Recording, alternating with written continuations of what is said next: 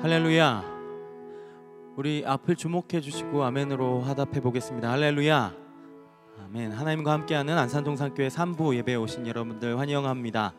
오늘도 마찬가지로 예배를 시작하기 전에 두 가지 안내를 드리고 시작하려고 합니다. 첫 번째는 쓰고 계신 마스크는 예배를 드리시고 건물을 벗어나기 전까지는 벗지 않는 걸로 하겠습니다. 그리고 두 번째는 역시 그 예배를 마치시고 축도도 마치시고 사회 목사님이 앉아 계십시오 하면 앉아 계셨다가 안내위원들의 안내를 받고 퇴장하시는 거니까요, 꼭 지켜주셨으면 좋겠습니다. 앞에서 보면요, 나가실 때 간격이 점점 좁아지는 걸 볼 수 있거든요. 그래도 우리가 안전을 위해서 지금 이렇게 마스크 쓰고 하는 거니까요, 최대한 협조해 주셔서 서로 안전하게 불안하지 않게 예배하고 또 집에 돌아가실 때도 건강하게 돌아가실 수 있게 서로 협조 부탁드리겠습니다.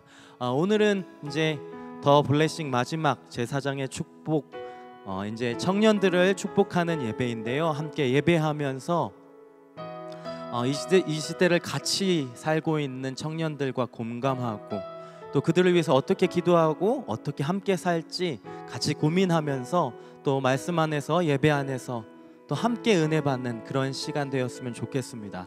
함께 찬양함으로 오늘 예배 시작하겠습니다.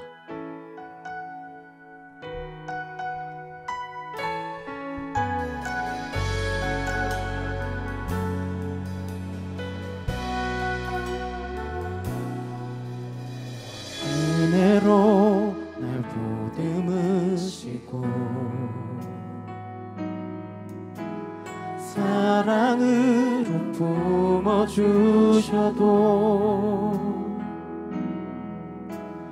내 마음 한 자락도 지키지 못하는 이 모습 부끄럽습니다. 따스한 곁을 내어주신 주님 앞에 나아갑니다. 표현 못할 긍휼로 나를 붙드시는 주 이름만 바라봅니다. 매일 마주한 슬픔을 견뎌나가며 주 예수의 마음을 닮아가네.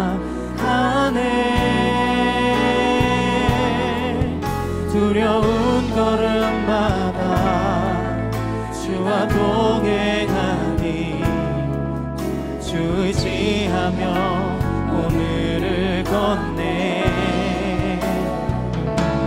주의 신실한 소망을 깊이 담으며 주 예수의 풍요를 체험하네. 하나님의 자녀로 명예 지켜가며 깊어진 삶을 주께 드리네. 처음부터 한 번 더 고백할까요? 은혜로 날 보듬으시고 은혜로 날 보듬으시고 사랑으로 품어주셔도 내 마음 한 자락도 지키지 못하는 이 모습 없습니다. 따스한 곁을 내어주시고 따스한 곁을 내어주신 주님 앞에 나아갑니다.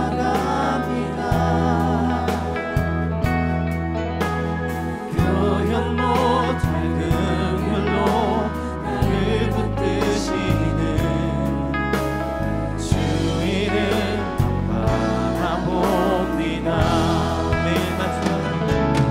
매일 마주한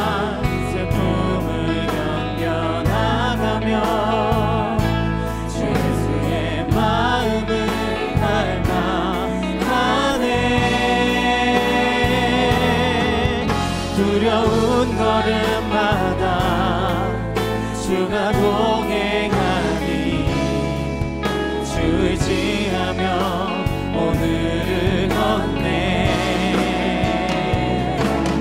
주의 신실한 소망을 깊이 담으며 주 예수의 풍요를 채워가네. 하나님의 자녀로 명예 지켜가며 깊어진 삶을 주께 드리네. 매일 마주한 슬픔을 견뎌나가며 주 예수의 마음을 닮아가네. 두려운 걸음마다 주가 동행하니 주 의지하며 오늘을 걷네. 주의 신실한 소망을 깊이 담으며 주 예수의 풍요를 채워가네. 하나님의 자녀로 명예 지켜가며 깊어진 삶을 주께 드리네. 매일 마주한 슬픔을 견뎌나가며 주 예수의 마음을 닮아가네. 두려운 걸음마다 주가 동행하니 주 의지하며 오늘을 걷네. 주의 신실한 소망을 깊이 담으며 주 예수의 풍요를 채워가네. 하나님의 자녀로 명예 지켜가며 깊어진 삶을 주께 드리네. 하나님의 자녀로 명예 지켜가며 깊어진 삶을 주께 드리네. 그렇게 우리의 삶을 받으실 우리 하나님 앞에 우리 감사의 박수를 드립니다. 할렐루야. 아멘.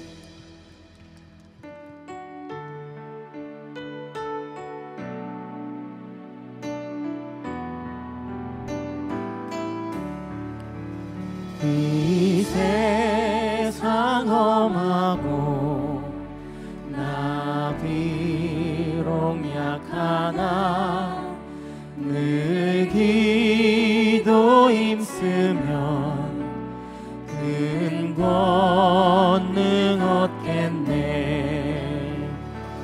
주의 은혜로 계속 받아서 이와 같이 붉은 죄 눈 가지겠네. 주님의 권능은 한없이 크오니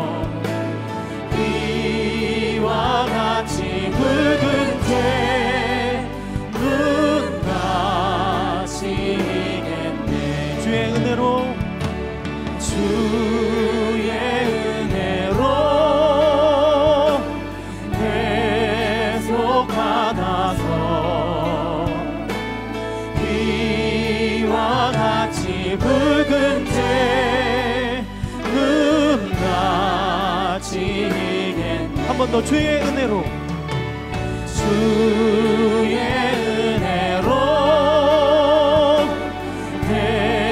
대속받아서 비와 같이 붉은 죄 눈가 우리 마지막으로 다시 한번 주의 은혜로 주의 은혜로 대속받아서 비와 같이 붉은 죄 눈같이 했네. 우리 자리에서 일어나셔서 주님 앞에 손을 높이 드시고 오늘도 우리의 예배를 받으시는 하나님 앞에 찬양합니다. 찬양하라 내 영혼아, 찬양하라 내 영혼아, 찬양하라 내 영혼아, 내 속에 있는 것들아 다 찬양하라. 감사라 내 영혼아, 감사라 내 영혼아, 내 속에 있는 것들아 다 감사하라.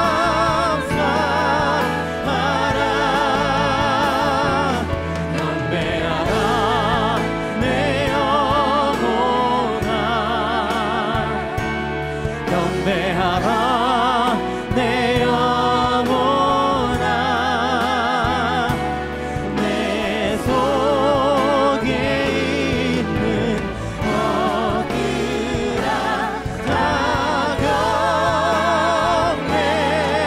경배하라.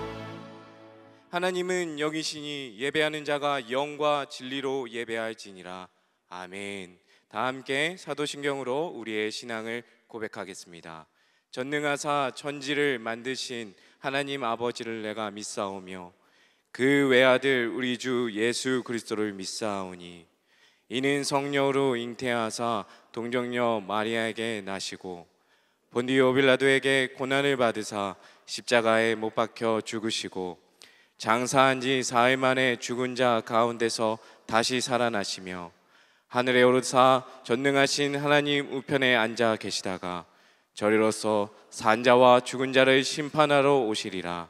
성령을 믿사오며 거룩한 공회와 성도가 서로 교통하는 것과 죄를 사하여 주시는 것과 몸이 다시 사는 것과 영원히 사는 것을 믿사옵나이다.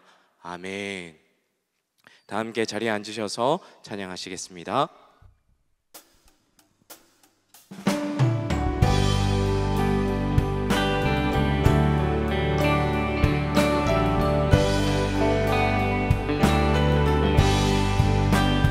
세상을 넘어 험곡에 가도 빛 가운데로 걸어가면 주께서 항상 지키시기로 약속한 말씀 변치 않네.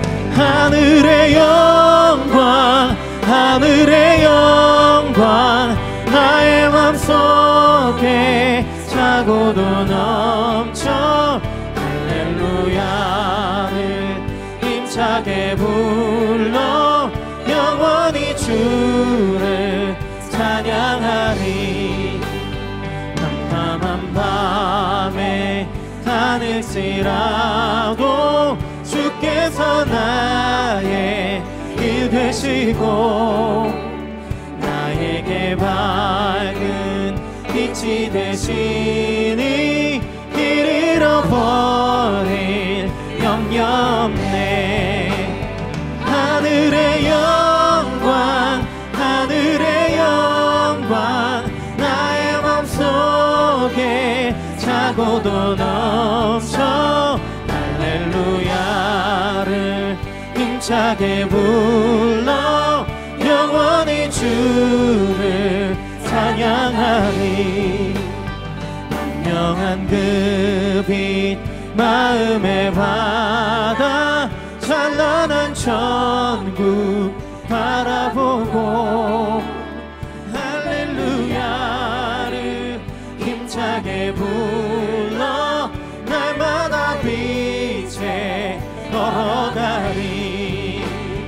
하늘의 영광 하늘의 영광 나의 맘속에 차고도 넘쳐 할렐루야를 힘차게 불러 영원히 주를. 우리 1절로 다시 한번 찬양합니다. 태산을 넘어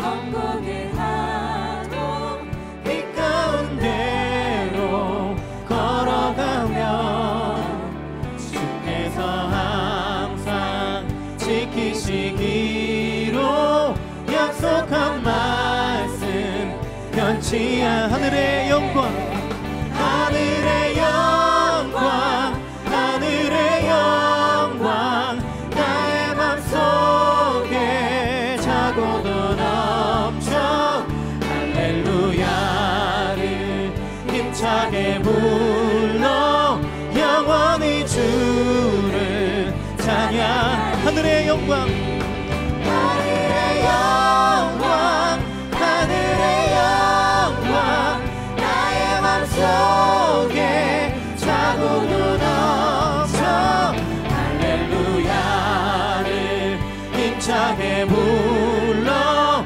영원히 주. 우리 한 번 더 고백합니다. 하늘의 영광 하늘의 영광 우리의 고백입니다. 하늘의 영광 나의 맘속에 차고도 넘쳐 할렐루야를 힘차게 불러 영원히 주를 찬양하리. 내가 너와 함께 내가 너와 함께 주님 나와 함께 주 우리와 함께 하시네. 내가 너와 함께 주님 나와 함께 주 우리와 함께 다시 한번 찬양합니다. 내가 너와 함께 내가 너와 함께 주님 나와 함께 주 우리와 함께 하시네. 내가 너와 함께 주님 나와 함께 주 우리와 함께 하시네. 주 나의 목자 되시니 주 나의 목자 되시니 내게 부족함 없습니다. 내게 부족함 전혀 없네. 그가 나를 푸른 초장에 누이시며 쉴만한 물가 인도하시네. 주 나의 목자 되시니 나의 목자 되시니 내게 부족함 없습니다. 내게 부족함 전혀 없네. 사망의 골짜기 두려워하는 주께서 나와 함께함이라. 내가 너와 함께 내가 너와 함께 주님 나와 함께 주 우리와 함께 하시네. 내가 너와 함께 주님 나와 주 우리와 함께 하시네. 우리 이번에 자신을 축복하며 함께 찬양할까요? 주 나의 목자 되시니, 주 나의 목자 되시니 내게 부족함 없습니다. 내게 부족함 전혀 없네. 그가 나를 푸른 초장에 푸른 초장에 누이시며 쉴만한 물가 인도하. 주 나의 목자 되시니, 주 나의 목자 되시니 내게 부족함 없습니다. 내게 부족함 전혀 없네. 사망의 골짜기 사망의 골짜기 두려워하는 주께서 나와 함께함이라. 내가 너와 함께, 내가 너와 함께 주님 나와 함께 주 우리와 함께 하시네. 내가 너와 함께 주님 나와 함께 주 우리와 함께 하시네. 다시 한번 내가 너와 함께, 내가 너와 함께 주님 나와 함께 주 우리와 함께 하시네. 내가 너와 함께 주님 나와 함께 주 우리와. 우리 다시 찬양하실 때 우리 목소리 높여 찬양합니다. 내가 너와 함께 주님 나와 함께 주 우리와 함께 하시네. 내가 너와 함께 주님 나와 함께 주 우리 다시 찬양하실 때 옆 사람을 축복하며 거룩한 손을 내밀까요? 내가 너와 함께 주님 나와 함께 주 우리와 함께 하시네. 내가 너와 함께 주님 나와 함께 주 우리와 함께. 우리 목소리로 서로한테 고백합니다. 내가 너와 함께, 내가 너와 함께 주님 나와 함께 주 우리와 함께 하시네. 내가 너와 함께 주님 나와 함께 주 우리와 함께 하시네.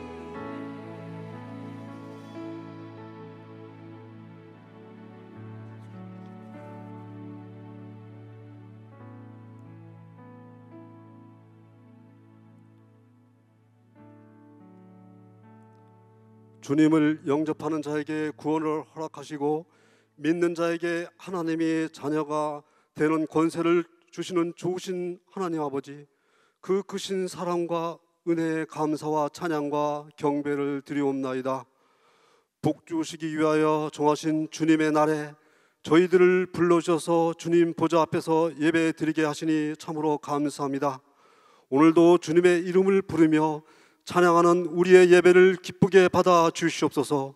신령과 진정으로 예배드려 저희 안에 맑고 정한 새 심령들을 주시어 주님의 음성을 듣고 깨닫는 귀한 예배가 되도록 인도하여 주시옵소서.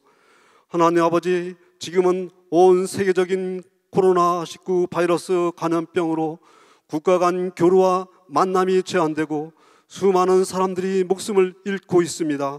국가 경제와 가정 경제가 어려움에 직면해 있습니다. 또한 계속되는 폭우로 삶의 터전과 가족을 잃고 눈물 짓는 많은 자녀들이 있습니다. 주님, 저희들을 불쌍히 여겨주시고 긍휼과 은혜를 베푸셔서 이 위기와 어려움을 극복할 수 있도록 도와주시옵소서. 하나님 아버지, 연약한 우리들이 믿음이 이제는 강건해져서 여호수아처럼 담대히 나가는 굳건한 믿음으로 승리하며 살아가도록 인도하여 주시옵소서. 오직 예수 그리스도의 십자가만을 바라보며 소망 속에 살게 하시오며 항상 감사와 찬양이 흘러넘치는 신실한 믿음으로 살아가도록 인도하여 주시옵소서. 사랑이 풍성하신 하나님 아버지, 그동안 몸된 우리 동산교회를 지금까지 지켜주시고 인도해 주심에 감사드립니다. 이 지역에서 노아의 방주처럼 구원의 방주가 되게 하시며 하나님을 경험하는 교회, 세상을 축복하는 교회, 미래를 열어가는 교회가 되도록 인도하여 주시옵소서. 이 시간도 가지가지 질병으로 고통 중에 있는 자녀들에게 주님의 긍휼과 치료하심을 간절히 사모하니 안수하여 주사 회복시켜 주시옵소서. 언제나 우리들을 기억하시고 험난한 이 세상을 이길 힘과 용기와 믿음을 주시옵소서. 또 가정마다 축복하여 주시고 풍성한 은혜를 내려 주시옵소서. 오늘은 특별히 젊은이를 축복하는 예배로 드립니다. 사랑하는 우리 젊은이들과 아들, 딸들이 요셉과 다니엘같이 지혜로운 사람, 고넬료와 같이 하나님을 경외하는 사람, 바나바처럼 착하고 성령과 믿음이 충만한 사람이 되게 하여 주시옵소서. 자녀들이 하나님의 말씀으로 양육되어서 부모를 잘 공경하고 이웃을 내 몸처럼 사랑하며 주님의 귀한 사역을 감당하는 자들이 되게 하여 주시옵소서. 해외와 군대에 나가 있는 하나님의 자녀들을 눈동자같이 보호하여 주시고 그들에게도 같은 은혜를 내려 주시옵소서. 특별히 주님의 말씀을 전하시는 싱크아이즈 대표이신 김대진 목사님을 주의 능력의 손으로 붙들어 주시옵소서. 마태복음 20장 9절에서 16절 후회 없는 인생이라는 제목으로 말씀을 전하실 이 시간, 주님이 함께 하셔서 힘있고 권세 있게 말씀을 전하실 수 있도록 하나님이 주장하여 주시고 그 말씀이 저희들 가슴에 잘 박혀 험난한 이 세상을 살 동안 넘어지지 아니하는 믿음의 뿌리가 되도록 역사하여 주시옵소서. 온몸과 마음을 다하여 섬기는 DS 프레이즈 찬양단과 글로리아 찬양대회에 은총으로 역사하셔서 천군 천사의 아름다운 목소리로 화답하는 은혜로운 찬양이 되게 하시며 예배를 돕는 모든 손길마다 주님이 채워주신 위로와 기쁨이 넘치게 하여 주시옵소서. 존귀하신 예수 그리스도의 이름으로 기도드립니다. 아멘.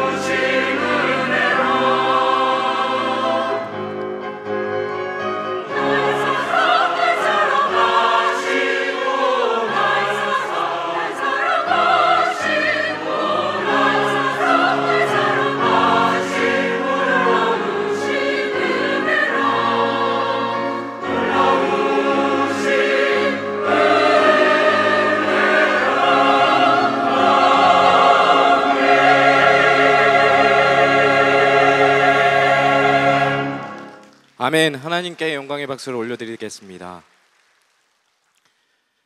오늘 우리에게 주시는 하나님의 말씀은 마태복음 20장 9절부터 16절까지의 말씀입니다. 마태복음 20장 9절부터 16절까지의 말씀입니다. 신약성경 33쪽에 있습니다. 찾으신 말씀은 저와 여러분이 한 절씩 교독하도록 하겠습니다. 제가 먼저 9절 읽겠습니다. 제11시에 온 자들이 와서 한 데나리온씩을 받거늘 먼저 온 자들이 와서 더 받을 줄 알았더니 그들도 한 데나리온씩 받은지라. 받은 후 집주인을 원망하여 이르되 나중 온 이 사람들은 1시간밖에 일하지 아니하였거늘 그들을 종일 수고하며 더위를 견딘 우리와 같게 하였나이다. 주인이 그 중에 한 사람에게 대답하여 이르되 친구여, 내가 내게 잘못한 것이 없노라. 내가 나와 한 데나리온의 약속을 하지 아니하였느냐? 내 것이나 가지고 가라. 나중 온 이 사람에게 너와 같이 주는 것이 내 뜻이니라. 내 것을 가지고 내 뜻대로 할 것이 아니냐? 내가 선함으로 내가 악하게 보느냐? 이와 같이 나중된 자로서 먼저 되고 먼저 된 자로서 나중되리라. 아멘. 이제 김대진 목사님께서 후회 없는 인생이라는 제목으로 말씀 전해 주시겠습니다.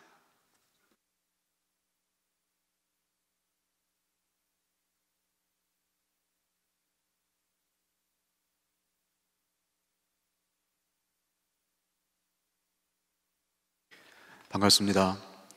우리 현장에서 함께 예배하는 모든 우리 식구들, 또 온라인에서 유튜브로 또 함께 참여하시는 모든 예배자들을 축복하며 환영합니다. 모든 곳에는 다 때가 있다, 그런 말을 우리 어릴 적부터 귀에 못이 박히도록 많이 듣습니다. 공부할 때가 따로 있다, 놀 때가 따로 있다, 일할 때가 따로 있고 쉴 때가 따로 있다, 지금 그럴 때가 아니다, 그런 이야기들을 우리가 많이 듣습니다. 성경에도 그런 이야기들이 있습니다. 전도서 3장을 보면 이런 말씀이 있습니다. 범사에 기한이 있고 천하 만사가 다 때가 있나니 날 때가 있고 죽을 때가 있으며 심을 때가 있고 심은 것을 뽑을 때가 있으며 죽일 때가 있고 치료할 때가 있으며 헐 때가 있고 세울 때가 있다. 이런 말씀이 8절까지 계속됩니다. 그러나 이런 때가 따로 있다는 말씀들은, 이런 말들은 우리를 때때로 주눅들게 합니다. 격려가 된다기보다 위축이 됩니다. 왜냐하면 우리 모두에게 이미 때를 놓친 그런 후회와 경험들이 다 있기 때문입니다. 작년 초겨울이었습니다. 양평에 계신 부모님께서 김장김치를 해놓았으니까 가져가라 전화를 하셨습니다. 그래서 토요일 아침에 저희 막내딸을 길벗 삼아서 함께 차에 태우고 양평에 다녀왔습니다. 돌아오는 길에 제 막내딸 유은이가 차 안에서 이렇게 갑자기 이런 질문을 저에게 하는 거예요. 아빠는 다시 돌아갈 수 있다면 어떤 대학에 가고 싶어? 질문 내용을 다시 물어보니까 어떤 전공을 하고 싶냐, 그 질문을 하는 거였어요. 제가 곰곰이 생각하다가 나는 건축을 배우고 싶다, 그렇게 얘기를 했습니다. 그래서 공간을 디자인하는 사람이 되고 싶다고 제가 말했습니다. 유은이는 자기는 애니메이션 학과를 가고 싶다고 하더라고요. 그림 그리는 걸 워낙 좋아합니다.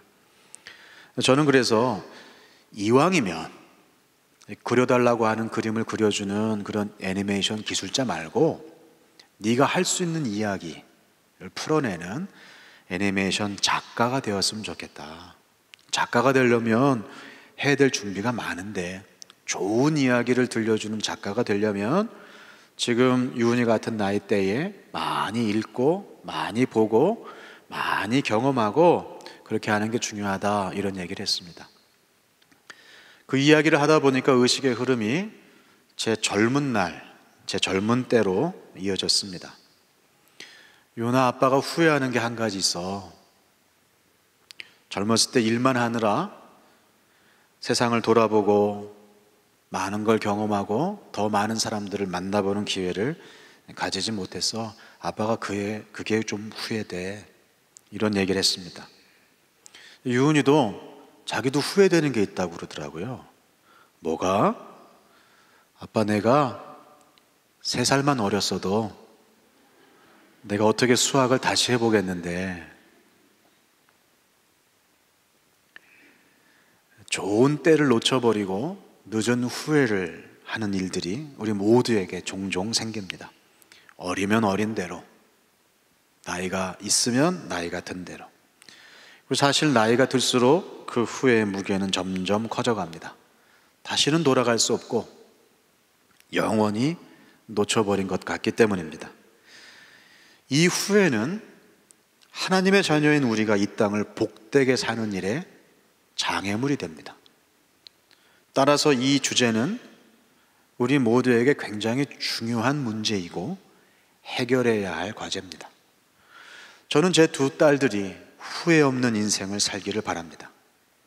제가 했던 후회를 또 반복하지 않고 어릴 적에 많이 경험하고 과감하게 도전하고 하지 못한 후회, 가지 못한 후회, 때를 놓친 후회 없이 그런 복된 인생을 살기를 저는 바랍니다. 저는 여러분도 다 그렇게 되기를 바랍니다. 여기 있는 사람 중에 한 사람도 빠짐없이 모두 때를 놓친 후회 없이 그러한 풍성한 인생을 사시기를 축원합니다. 어떻게 하면 후회 없는 삶을 살 수 있을까요? 이미 우리에게 후회가 많은데, 이미 많은 후회로 지쳐있는 저와 여러분에게 주시는 하나님의 말씀이 오늘 여기에 있습니다. 저는 오늘 세상의 주장이 아니라 하나님의 생각을 여러분과 나누려고 합니다. 오늘 우리는 예수님의 한 비유를 듣게 되는데요, 비유는 하늘의 이야기를 이 땅의 언어로 설명한, 풀어낸 것입니다. 높고 깊은 이야기를 낮고 쉬운 이야기로 풀어낸 것입니다. 그래서 비유를 처음 들을 땐 그냥 쉬운 이야기로, 그냥 별것 아닌 이야기로 받기 쉽습니다. 그러나 비유를 들여다보면 들여다볼수록, 다시 보면 볼수록 그 깊이를 알 수 없는 깊은 비밀이 숨어 있습니다. 저는 우리가 잘 아는 포도원 품꾼의 이야기, 포도원 품꾼의 비유를 통해서 이 이야기를 우리가 처음 듣는 것처럼 다시 살펴보면서 그 안에서 높고 깊은 천국의 비밀을 발견하는 그런 시간이 되기를 축복합니다. 본문의 이야기는 굉장히 단순합니다. 한 포도원 주인이 포도원에서 일할 일꾼을 찾고 그에게 일을 시키고 또 품삯을 주는 그런 이야기입니다. 근데 조금 색다른 것은 포도원 주인이 새벽 6시에 가서 일꾼을 부른 다음에 또 3시간 뒤에 9시에 가서 부르고 12시에 가서 부르고 오후 3시에 가서 부르고 심지어 모든 하루 일과가 다 끝나가는 오후 5시에도 가서 또 일꾼을 불러왔다는 것입니다. 더 특이한 건 오후 5시에 와서 딱 1시간만 일한 사람에게 새벽부터 와서 하루 종일 일한 사람과 똑같은 하루 품삯을 주었다는 겁니다.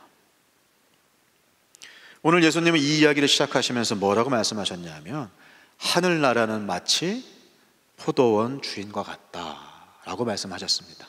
그 이야기가 무슨 뜻입니까? 이 이야기는 단순히 포도원 얘기가 아니다. 이 이야기는 하늘의 비밀이다. 그 안에 높고 깊은 비밀이 숨겨져 있다 라고 말씀하신 것입니다. 저는 그 천국의 비밀을 여러분과 함께 3가지로 좀 정리해 보려고 합니다. 먼저 첫 번째, 따라해 봅시다. 이 세상은 험하다. 이 짧은 이야기 안에는 인생의 많은 고통이 담겨 있습니다. 아침 일찍 포도원 주인은 품꾼을 구하기 위해서 집을 나섭니다. 그런데 그 주인보다 더 일찍 더 많은 사람들이 인력시장에 모여 서 있습니다.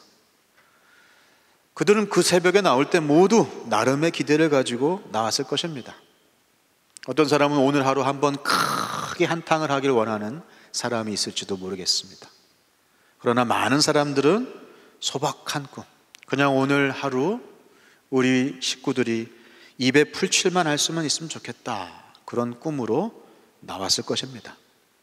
이런 꿈 저런 꿈, 작은 꿈, 큰 꿈, 어떤 꿈을 가지고 나왔던 그들은 예외 없이 선택받기를 원합니다. 누군가의 눈에 띄어서 일터로 뽑혀가기를 원합니다. 근데 기회가 모두에게 다 주어지질 않아요. 어떤 사람은 뽑혀가고 누구는 남겨집니다. 남은 자들, 그래도 처음에는 희망을 가지죠. 아, 오늘 새벽 운이 없네. 근데 아직 괜찮아. 조금만 있으면 뽑힐 거야. 아직 9시까지 기회가 있어. 그런데 시계는 어느덧 9시를 넘어서 한낮이 다 돼갑니다. 그렇게 남겨진 채로 아무 일도 없이 멀뚱하게 서 있는 게 얼마나 괴로운 일인지 아십니까? 세상을 지배하는 원리가 몇 가지 있습니다. 약육강식, 승자독식, 선입선출, 약자도태입니다. 먼저 선점하지 않으면 기회를 잃어버리고 한 번 기회를 잃은 자에게 자비가 없는 것, 그게 세상입니다. 드라마 미생에 이런 대사가 있더라고요. 회사가 전쟁터라고? 밖은 지옥이야. 그 대사에 고개를 끄덕인 40, 50대가 한둘이 아닐 것입니다. 지옥 같은 명퇴를 당하지 않기 위해서 입시전쟁, 입사전쟁을 치르는 젊은이들을 저는 매일 만납니다. 자기 꿈을 포기하고 평생 직장으로 꿈을 대체한 사람들. 아, 요즘 포도원 경쟁이 치열해. 내일은 더 일찍 나가야지. 눈에 확 띄게 한번 형광색 옷을 입어볼까? 포도원에 들어갈 만한 스펙으로 뭐를 쌓아야 되지? 어디 포도원, 뭐 지방이라도 좋아. 부르면 그때 네, 자신 있습니다. 내일은 더 크게 소리 지르고 더 높이 손을 들어야지. 그런데 또 선택받지 못하고 9시가 되고 12시가 되고 오후 5시가 됩니다. 여러분, 인력시장에서 오후 5시까지 남아 서 있다는 게 뭘 뜻할까요? 아무도 그를 쓸모있게 여기지 않는다는 얘기죠. 새벽 6시 출발했을 때에 그 희망이 다 사라졌다는 걸 말합니다. 너무 억울하고 너무 서글퍼서 빈손으로 못 돌아가는 거지, 지금 힘이 남아서 서 있는 게 아니에요. 너무 억울해서 서 있는 거예요. 아무런 가능성이 보이지 않는 인생의 때에 서 있다는 것을 뜻합니다. 선택받지 못한 패배가, 그것이 우리를 무너뜨립니다. 거절에 대한 두려움, 때를 놓친 후회, 그것으로 평생을 살게 만듭니다. 지레 포기하게 만들고 다시는 시도하지 못하게 우리를 망칩니다. 그리고 그것은 깊은 좌절과 시기를 불러옵니다. 다른 사람에게 주신 은사, 소유, 지위, 성취 등을 시기하고 질투하고 욕망하게 합니다. 하나님이 내게 주신 은사, 소유, 지위, 성취를 아주 하찮은 것으로 여기게 하고 업신여기게 만듭니다. 그게 세상입니다. 세상은 험합니다.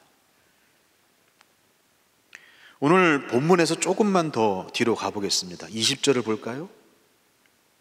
누가 등장합니까? 최초의 치맛바람 여사가 등장합니다. 야고보와 요한의 어머니가 등장합니다. 그 엄마가, 이 두 제자의 어머니가 예수님에게 얘기합니다. 선생님, 나의 두 아들을 주의 나라에서 하나는 주의 우편에 하나는 주의 좌편에 앉게 해주세요. 선점하려고, 낙오되지 않으려고, 선택받으려고. 이 두 사람은 누구예요? 지난 3년 동안 예수님하고 함께 같이 먹고 같이 자고 같이 고생하고, 그래서 누구보다 예수님의 메시지를 가장 가까이에서 제일 잘 듣고 경험한 사람들이잖아요. 그 제자 중에서도 야고보, 요한이 누굽니까? 수제자 중에 수제자잖아요. 알만한 사람들이. 세상이 이렇게 무서워요. 그들이 덫에 걸린 거예요. 세상이 이렇게 험해요. 근데 오늘 본문의 이야기는 감사하게도 거기서 멈추지 않습니다.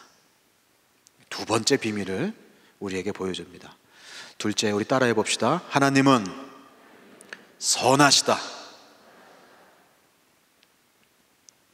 본문의 포도원 주인은 몸소 새벽 일찍 품꾼을 부르러 갑니다. 그랬죠? 근데 오늘 본문 8절을 보면 그에게는 누가 있었냐 하면 주인에게 부릴 수 있는 청지기, 관리인이 있었어요. 그래서 주인이라면 그 관리인에게 대신 가서 좀 일꾼 좀 불러와라, 그럴 수 있지 않습니까? 얼마든지 그럴 수 있잖아요. 그런데 이 포도원 주인은 직접 갔습니다.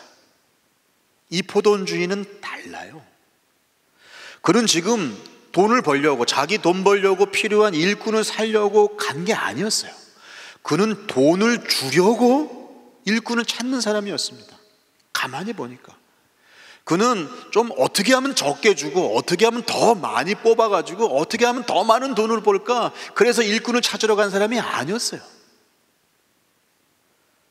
그는 지금 놀고 서 있는 사람, 별로 쓸모없는 사람들에게 돈을 주기 위해서 포도원 일자리를 제공하는 사람이었던 거예요.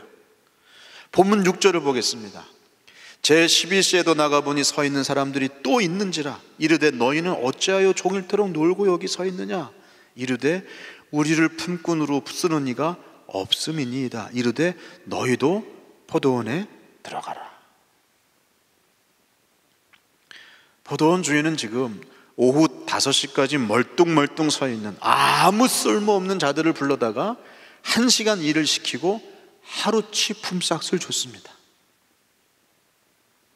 그러자 아침 6시에 온 자들이 반발을 하죠. 이렇게 말합니다. 14절과 15절 보겠습니다. 네 것이나 가지고 가라. 나중은 이 사람에게 너와 같이 주는 것이 내 뜻이니라. 내 것을 가지고 내 뜻대로 할 것이 아니냐. 내가 선함으로 네가 악하게 보느냐. 6시 품꾼들의 그 불평에 그 주인은 자기의 선한 뜻을 위해서 자기의 것을 가지고 자기 일을 할 수 있다고 정확하게 얘기하고 있습니다. 작년 초겨울에 제가 막내와 함께 양평에 김치 가지러 갔다고 말씀드렸죠. 그날 제가 받은 김치가 큰 김치통으로 7통이었습니다.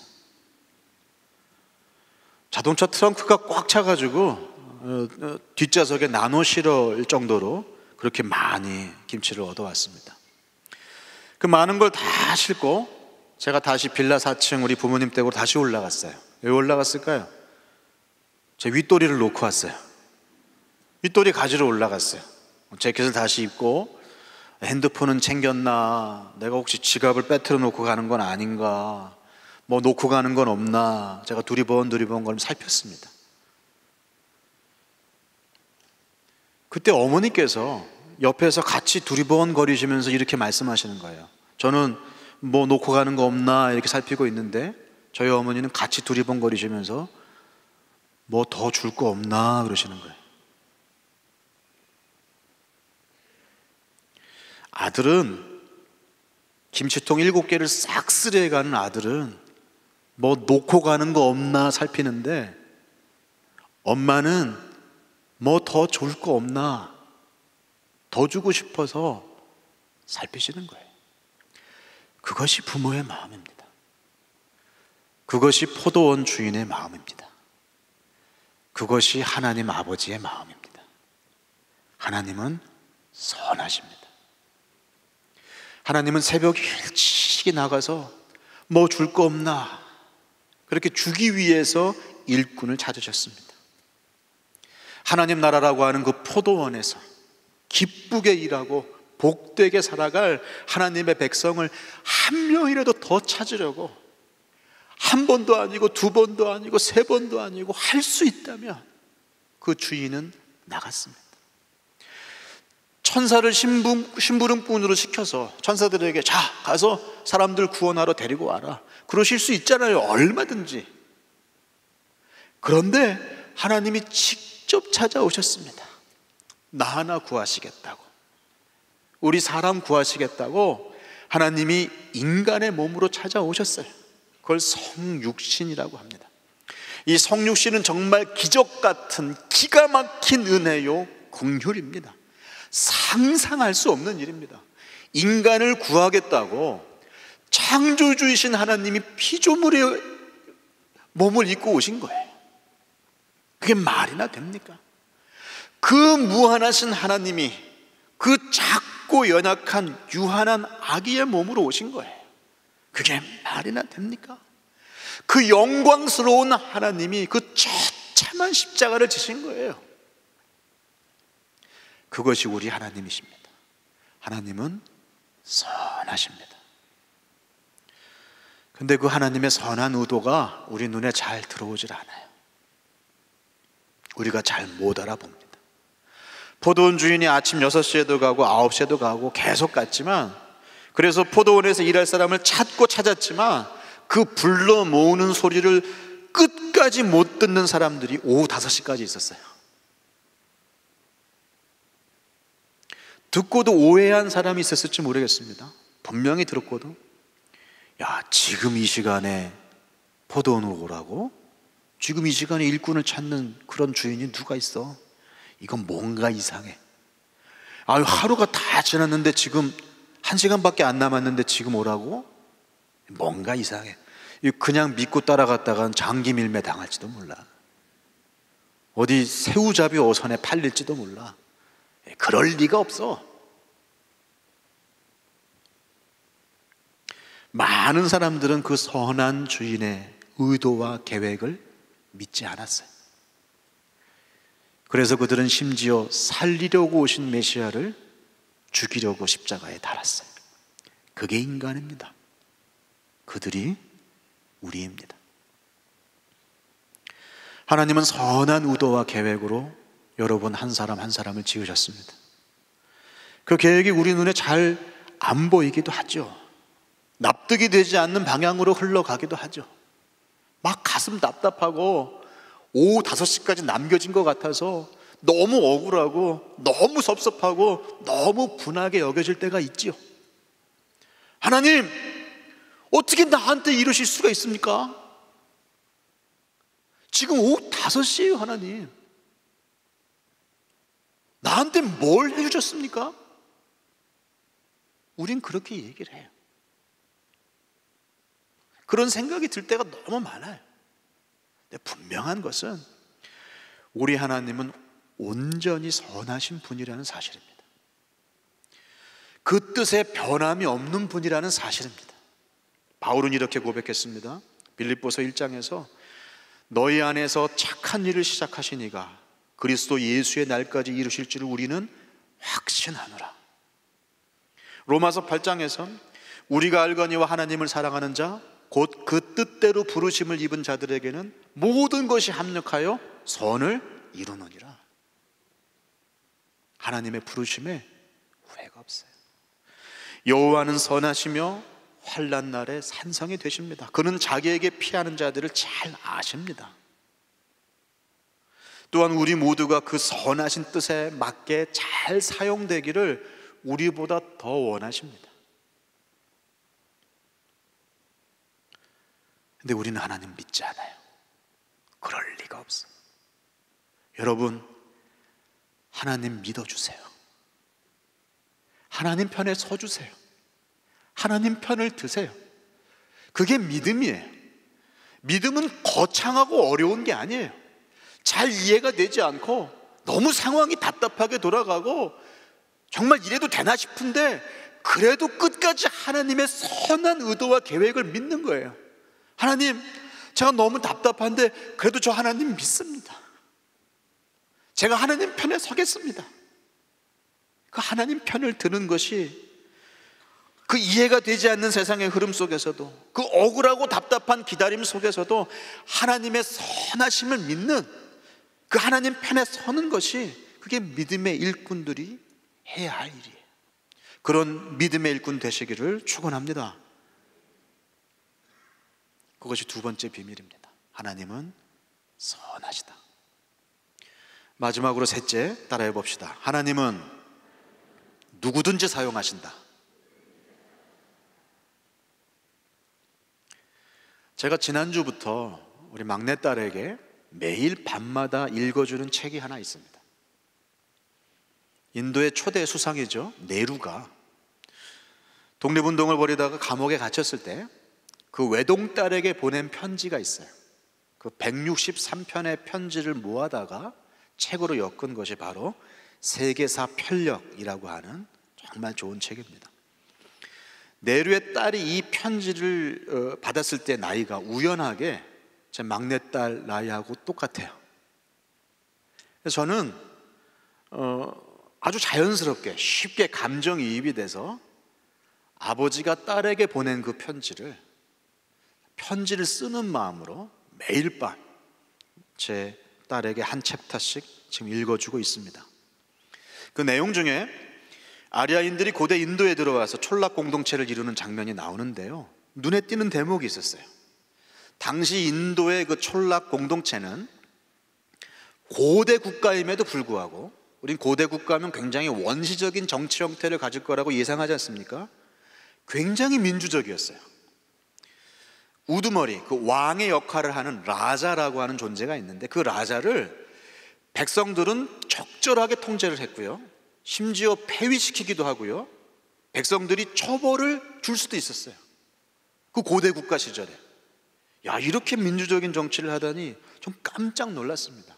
근데 더 깜짝 놀란 게 있었어요. 이렇게 민주적인 주권, 이렇게 자유의 가치를 오직 아리아인 자신들에게만 적용했다는 사실이에요. 하위 계층에 속하는 사람에게는 이런 주권과 가치를 요만큼도 주지 않았다는 사실을 제가 발견했습니다. 여러분도 들어보셨겠지만 당시 인도 아리아인 사이에는 4가지 계급의 구분이 있었습니다. 카스트 제도라고 하죠. 카스트가 있었어요. 학자나 승려나 성직자로 구성된 브라만, 정치인들로 구성된 크샤트리아, 상업인들로 구성된 바이샤, 그리고 노동자들로 구성된 수드라, 이 4개의 계급이 있었습니다. 아리아인들은 분명히 정치적인 자유가 얼마나 높은 가치인지, 민주주의적 가치가 얼마나 고결한 것인지를 잘 알고 있었어요. 그런데 그들은 철저하게 계급을 분류하고 나눠서 그 좋은 가치, 그 좋은 주권을 적용할 사람과 적용하지 않을 사람을 따로 뒀다는 겁니다. 이 얼마나 무서운 생각입니까? 인간은 그렇게 급을 나누기를 좋아해요. 그래서 끼리끼리 어울리기 좋아합니다. 급이 다른 사람과는 말 섞기도 싫어해요. 그 부류하고 내가 같은 대우를 받는다는 걸 굉장히 불쾌해합니다. 오늘 본문 안에도 급이 존재합니다. 카스트가 존재합니다. 오전 6시 팀, 9시 팀, 12시 팀, 3시 팀, 5시 팀. 누가 제일 높은 급일까요? 오전 6시죠. 이래봬도 제일 처음 불려온. 그럼 누가 제일 급이 낮을까요? 오후 5시죠. 누가 봐도 별로 쓸모없이 보이는, 인력 시장에서 끝까지 선택받지 못한 사람들, 오후 5시 팀. 가장 경쟁력이 없는 사람들이죠. 누구도 한 팀이 되기를 원하지 않는 사람들이죠. 루저들이죠. 일생에 도움이 안 되는 사람들, 써먹지 못할 사람들이죠. 그런데 그런 사람들하고 나를 같은 취급한다고요? 난 6시 팀인데, 하루 종일 일했는데 어떻게 그런 루저하고 나를 같은 급으로 대하냐고요. 그게 오전 6시 팀의 생각이었어요. 어떻게 우리에게 이러실 수 있습니까? 불공평하지 않습니까? 저놈이랑 우리랑 똑같이 대우하면 우리는 뭐가 됩니까? 하루 종일 때 앞에 대서 수고한 내 고생은 어디서 보상을 받습니까?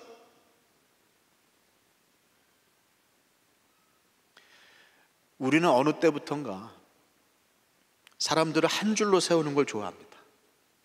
똑같은 날에 똑같은 시험을 쳐서 전국의 수험생을 한 줄로 쫙 세워야 속이 후련해. 누가 아침 6시 팀이고 누가 오후 5시 팀인지 등급을 나누고, 사람이 무슨 소고기입니까? 등급을 나누게. 번호를 붙이고 그래야 속이 시원해요. 너와 내가 수준이 다르다는 걸 보이고 싶어 합니다. 그 고대 국가 때부터 그랬어요. 요즘 초등학교 사이에 유행하는 말이 있답니다. 빌거 휴거라는 말이 있어요. 제가 그게 무슨 뜻인지 알고 정말 충격을 받았어요. 모욕감을 느꼈어요. 어떻게 사람이 이렇게 악해질 수 있나. 빌거, 빌라에 사는 거지랍니다. 휴거, 휴먼시아 거지랍니다. 임대 아파트죠. 삶의 주거 형태에 따라서 어른들이 차별을 하고 하대를 하니까 그 꼴을 보고 아무것도 모르는 순진한 어린 아이들이, 초등학생들이 그 악마 같은 말을 죄책감도 없이 해야 되는 거예요. 그게 세상입니다. 예수님 때 사두개인들과 바리새인들이 그 짓을 했어요. 육체적 유대인들이 그 일을 했습니다. 그들은 스스로 오전 6시 사람들이라고 생각을 했어요. 놀며 서 있는 죄인들, 기생들, 세리들, 이방인들 다 5시 인생이라고 하대했습니다. 그 지옥의 땔감처럼 여기는 죄인들이 예수 믿고 구원받는 꼴을 못 보는 거예요. 어떻게 나랑 똑같이 여호와의 식탁에 앉아서 같이 겸상을 한다고? 말도 안 되는 일이라고 생각을 한 겁니다.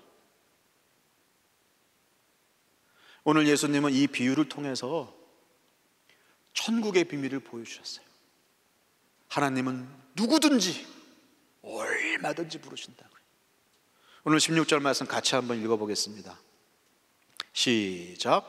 이와 같이 나중된 자로서 먼저 되고 먼저 된 자로서 나중되리라.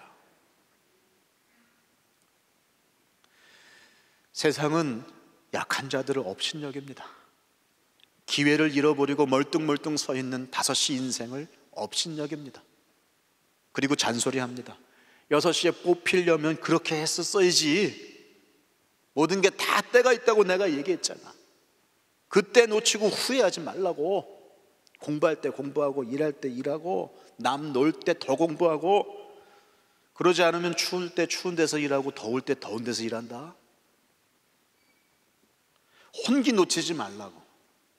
그렇게 놀고 서 있지 말라고. 뭐라도 해보라고. 그렇게 오전 6시 입장에서 오후 5시 사람들을 급이 다른 사람으로 하대합니다. 윽박질합니다. 그래서 우리는 궁지에 몰리죠. 때를 놓친 것 같아서 후회하고, 선점하지 못해서 기회를 잃어버린 것 같아서, 기회가 도무지 보이지 않아서 포기하고. 하나님의 천국의 비밀은 다릅니다. 하나님의 때는 다릅니다. 그 모든 때를 다 알고 모든 때를 주관하시는 하나님은 다릅니다. 좀 더 빨리, 좀 더 먼저, 그건 그분의 관심이 아니에요. 선하신 하나님은 때가 차기를 기다립니다. 우리가 하나님의 음성에 귀를 기울일 때까지 기다리십니다. 우리가 마음을 열고 가난해져서 오후 5시 같은 인생의 순간이 올 때 비로소 우리가 하나님이 나를 부르셨구나라고 깨닫고 귀를 기울이는 그때까지 기다리십니다. 누구든지 쓰시겠다고 한 하나님의 마음이 보일 때까지 기다리십니다. 뭐든지 주고 싶어 하시는 선하신 아버지의 마음이 그때 가서야 보이는 겁니다. 그때가 바로 오후 5시가 바로 하나님이 일하실 최고의 때입니다. 세상은 포기하라고 하는 그때가 하나님이 일하시는 때가 됩니다. 바울은 고린도전서에서 이렇게 고백했습니다. 맨 나중에 만삭되지 못하여 난 자 같은 내게도 보이셨느니라. 바울이 자기 자신을 육삭동이 팔삭동이 같은 존재로 보는 거예요. 예수님 육체로 살아계실 때 함께하지 못했죠. 죽으시고 부활하셨을 땐 그거 믿지 못해서 숱하게 제자들을 핍박하고 많은 믿는 자들을 죽였어요. 그래서 믿는 사람들 죽이려고 가는 길에서, 그 막장 인생의 그 막장 끝에서 길에서 예수님 만난 거잖아요. 그 부활하신 예수님 만나고 완전히 새로운 인생으로, 이방인들을 위한 예수님의 그릇으로 그렇게 새로운 인생이 시작된 거 아니겠습니까? 만삭되지 못하여 난 자 같은 자신에게도 예수님께서 맨 나중에 만나 주셨다고 고백합니다. 하나님은 그런 막장 같은 바울의 인생도 얼마나 멋지게 사용하셨는지 모릅니다. 바울은 로마서에서 이렇게 기록했습니다. 하나님의 은사와 부르심에는 후회하심이 없느니라. 오늘 본문의 포도원 주인은 선한 뜻을 위해 자기의 것을 가지고 얼마든지 누구든지 부를 수 있다고, 누구든지 부를 수 있다고 마지막 부분에서 힘주어 말합니다. 하나님은 하나님의 선하신 계획을 위해서 누구든지 불러서 얼마든지 사용하실 수 있는 온 세상의 주인이십니다. 깨끗하기만 하다면 질그릇이면 어떻고 흙그릇이면 어때요? 하나님은 얼마든지 우리를 금그릇처럼 은그릇처럼 사용하십니다. 여러분, 오늘 말씀이 기록된 이 마태복음 누가 기록했죠? 마태가 기록했어요. 마태가 누굽니까? 세리예요. 죄인 중에 죄인. 세리예요. 아까 제가 잠깐 언급했던 그 세베대 아들 야고보와 요한, 그 철없고 그 뭘 모르고 그 야고보와 요한이 어떤 삶을 살았는지 아십니까? 야고보는 첫 번째 순교자가 됐어요. 모든 사도들 가운데 스데반 죽고 나서 바로 이어서 12사도 가운데 제일 처음 최초의 순교자가 돼서 복음이 예루살렘 안에 갇히지 아니하고 이방인 지역으로 확장되는 아주 중요한 선교의 발판이 됐습니다. 첫 번째 순교자. 요한은 어떤 삶을 살았습니까? 요한은 끝까지 남았어요. 요한은 원래 예수님 잡혀가시는 날 벌거벗은 몸으로 도망갔던 그런 간이 콩할 만한 사람이었습니다.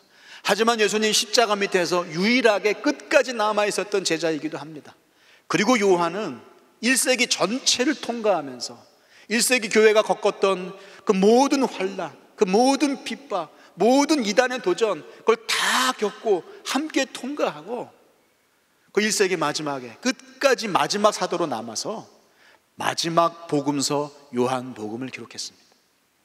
그리고 예수님의 마지막 소원이었던 제발 서로 사랑해라, 그 소원을 끝까지 선파했던 사랑의 사도였습니다. 요한 1, 2, 3, 4가 그것입니다. 그리고 그 죽음의 순간까지, 반모섬에 유배되어진 그 순간까지도, 마지막까지도 마지막 성경인 요한계시록을 기록한 사람입니다.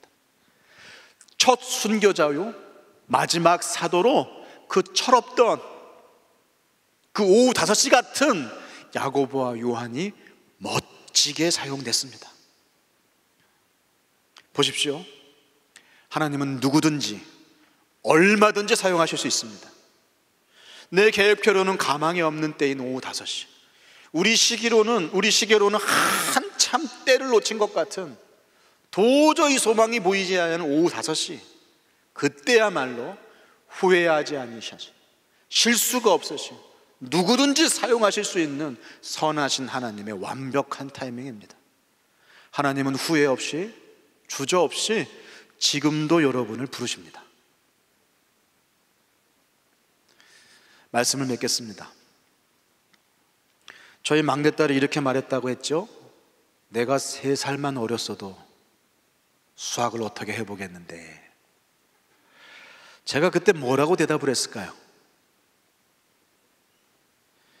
야, 그러게 그때 좀 열심히 하지 그랬냐 이 수포자야, 그랬을까요 제가? 아니요. 유나, 지금 제일 좋은 때야.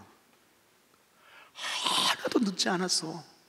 지금 제일 좋은 때야. 무슨 일을 새로 시작하기에 너무 늦은 나이란 없어.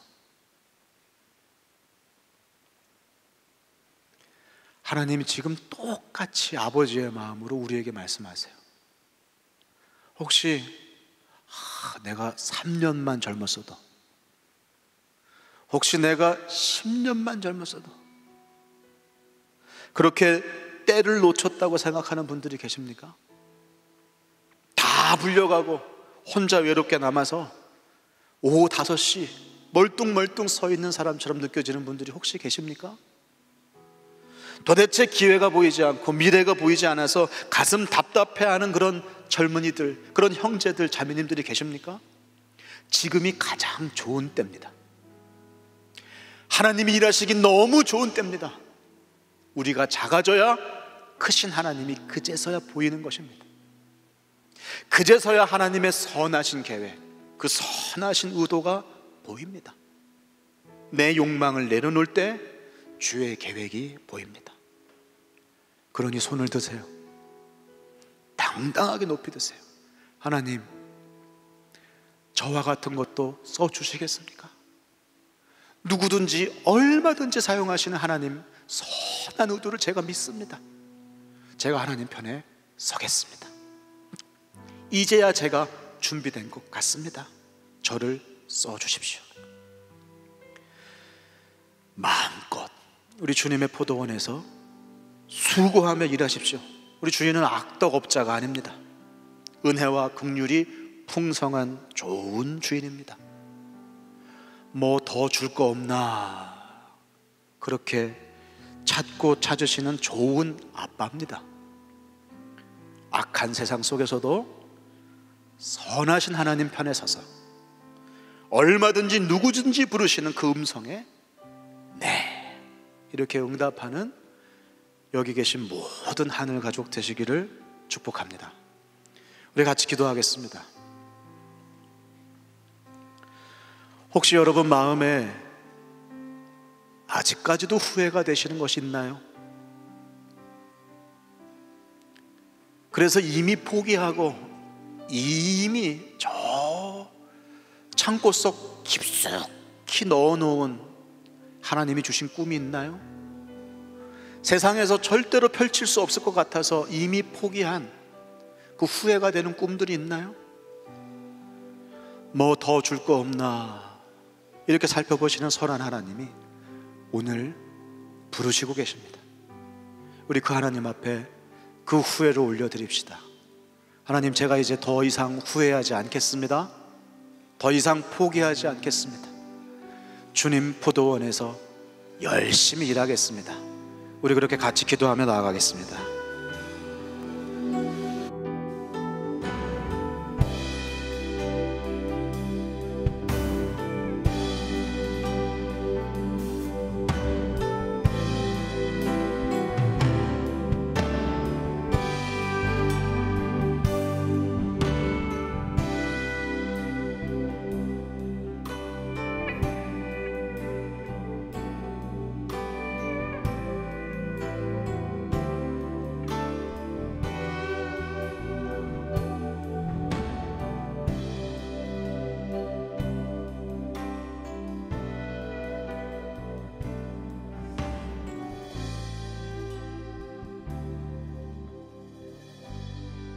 우리 같이 한 가지 더 같이 기도할까요? 청년의 때는 지금의 청년들뿐만 아니라 지금 여기 계시는 모든 성도분들이 걸어오신 길이라 생각되어집니다. 제가 섬기고 있는 대학교구는 청년들은 이렇게 이야기합니다. 목사님, 마치 광야와 같습니다.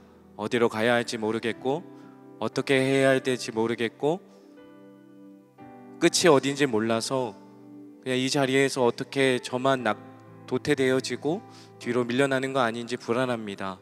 아무것도 보이지 않아서 너무나 두렵습니다 라고 말하는 친구들이 참 많이 있습니다. 이거는 청년의 이야기뿐만 아니라 여기 앉아 계시는 우리 모든 성도분들의 이야기인 줄 믿습니다. 우리는 누구나 인생의 광야길을 걷습니다. 이 광야를 걸을 때 우리가 원망하고 불평하지만 하나님이 우리에게 광야를 주신 것은 우리를 목마르게 하고 굶주리게 하는 데 목적이 있는 것이 아니라 그 광야 가운데서 내 인생을 책임져 주시고 우리의 인생을 이끌어 가시는 진정한 주인이 누구인지를 보라는 것입니다. 우리 이 시간에 이렇게 기도했으면 좋겠습니다. 하나님, 우리의 인생이 광야와 같을지라도 그 광야 가운데서 역사하시고 일하시는 그 하나님의 놀라우신 손을 붙잡고 의지하게 하여 주시옵소서. 우리 안에 불안하고 두려움을 내려놓고 믿음의 손을 들어 하나님의 손을 붙잡는 인생 되게 하여 주시옵소서. 우리 이 시간에 같이 기도하면서 나가도록 하겠습니다. 같이 기도합니다. 하나님, 그렇습니다. 우리의 인생이 마치 광야와 같아서 어디로 가야 할지 모르겠고 내가 가는 길이 맞는지도 모르겠고 어디까지 가야 하고 어디서 멈춰야 하는지 모를 때 내가 마치 5시에 있는 너무나 늦어버린 인생 같아서 모든 것을 포기해버리고 주저앉아 있고 싶을 때 하나님, 우리 가운데 구름기둥과 불기둥으로 찾아오셔서 내가 너를 인도할 거야, 내가 너의 삶을 책임지는 왕이야, 내가 너의 주인이야 라고 말씀하시는 우리의 참된 목자이시며 우리의 아버지 되시는 그 하나님을 의지하며 나아가는 인생 되게 하여 주시옵소서. 이제껏 하나님, 내 힘으로 내 손에 붙잡고 있는 것이 나의 삶을 끌고 가는 것이 아니라 하나님 손을 붙잡을 때 내 손에 있는 것을 내려놓고 하나님의 손을 붙잡을 때 하나님이 내 손을 이끌어 우리의 손을 이끌어 하나님의 존귀한 나라로 우리를 인도하게 되실 줄 믿습니다. 불안함과 두려움을 떨쳐버리고 우리 가운데 함께 하시는 하나님을 의지하며 나아가는 우리 모든 동산의 성도들 될 수 있도록 인도하여 주시옵소서. 하나님, 주여 손 이렇게 인도하여 주시옵소서. 우리 마지막으로 한 가지만 이렇게 기도해 주십시오. 우리 청년들을 위해서 기도해 주시면 감사하겠습니다. 청년들이 설당이 없다고 말합니다.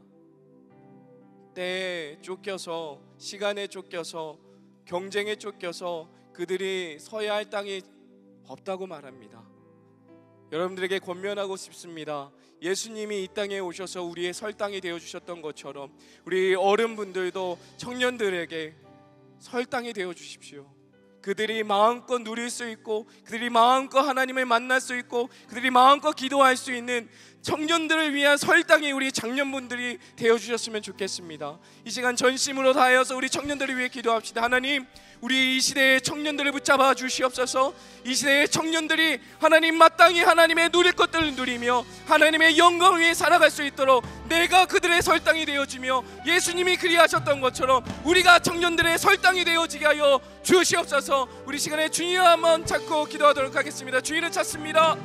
주여, 하나님, 이 시대의 청년들의 설당이 없습니다. 하나님, 청년들이 서야 할 땅이 없어지고 있습니다.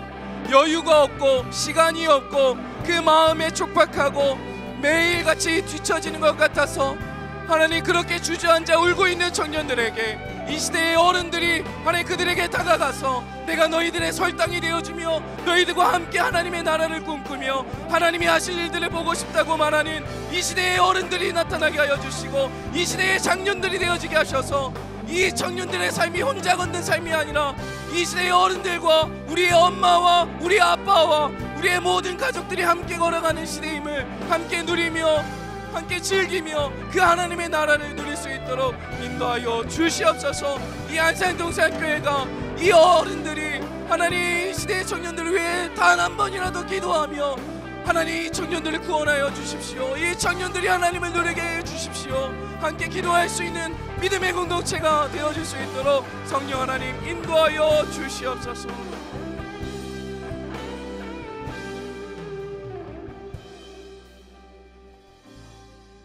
하나님, 청년들이나 장년들이나 우리의 인생이 광야와 같습니다. 어디로 가야 할지 끝이 모르는 그 광야길을 걸을 때 내가 가는 길이 맞는가, 내가 멈춰서야 할 때는 아닌가, 아니면 가야 되는가, 수없는 질문들과 의문들 속에서 그 광야를 걸을 때 우리가 바라봐야 하는 것은 내 손에 무엇이 있는가, 내가 가진 소유는 무엇이 있는가를 볼 것이 아니라 내 손을 펼쳐서 하나님의 손을 붙잡는 것 아니겠습니까? 하나님, 이 시대의 광야 길을 걷는 모든 그리스도인들이 우리의 손을 펴고 하나님의 손을 붙잡는 인생 되게 하여 주시옵소서. 하나님, 또한 기도합니다.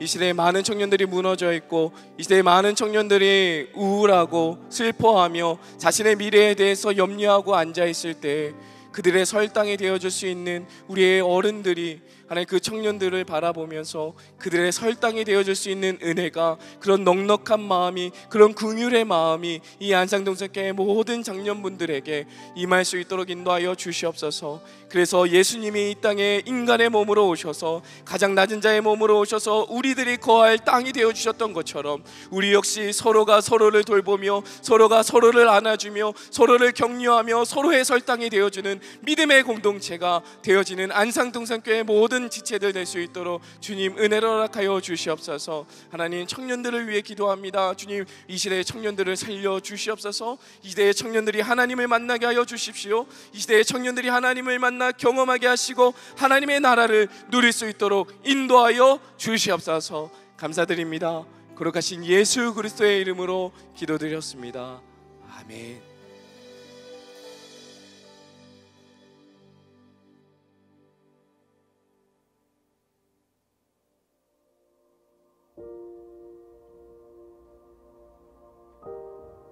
당신을 그렇게 생각했습니다. 과거에 얽매여 있다고 생각했습니다. 당신이 하나님과 나눈 추억을 참견과 간섭이라고 생각했습니다. 우릴 향한 당신의 기도를 불편한 존재라고 생각했습니다. 당신이 가진 신앙과 삶의 주름을 늘 가르치려 든다고 생각했습니다. 값비싼 실패를 통해 얻은 당신의 지혜를 당신을 그렇게 생각했습니다. 하지만 이제는 압니다. 이 모든 것이 우리를 향한 당신의 축복이라는 것을. 이제 우리가 당신을 축복합니다.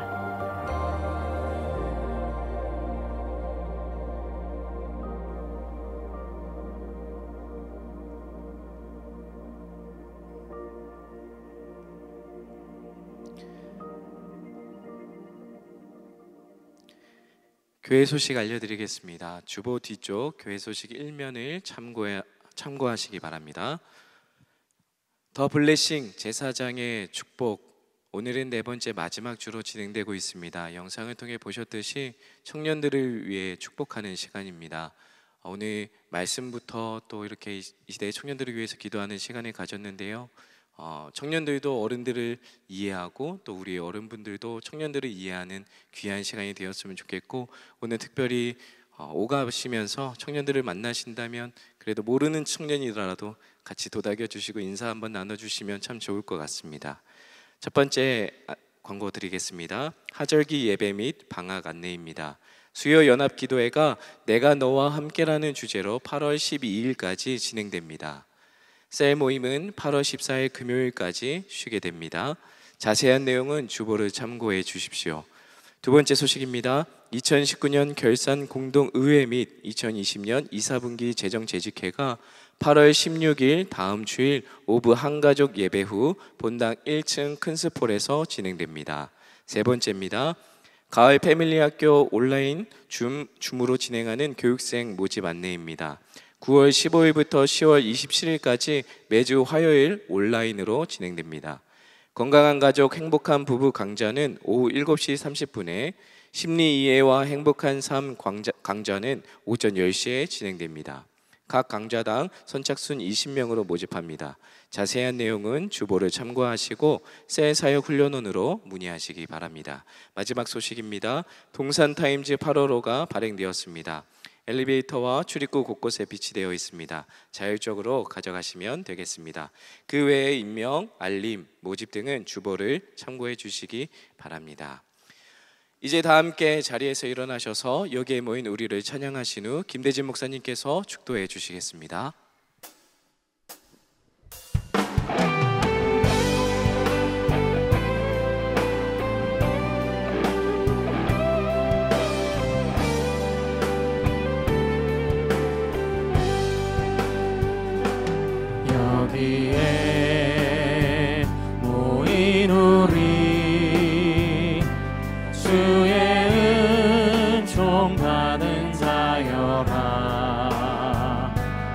주께서 이 자리에 함께 계심을 아노라. 언제나 주님만을 찬양하며 따라가리니 시험을 당할 때도 함께 계심을 믿노라. 이 믿음 너의 곳에라. 주가 지켜주신다.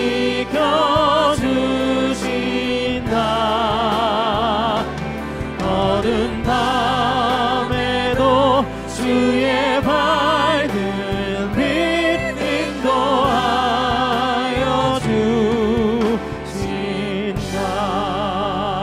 주신다.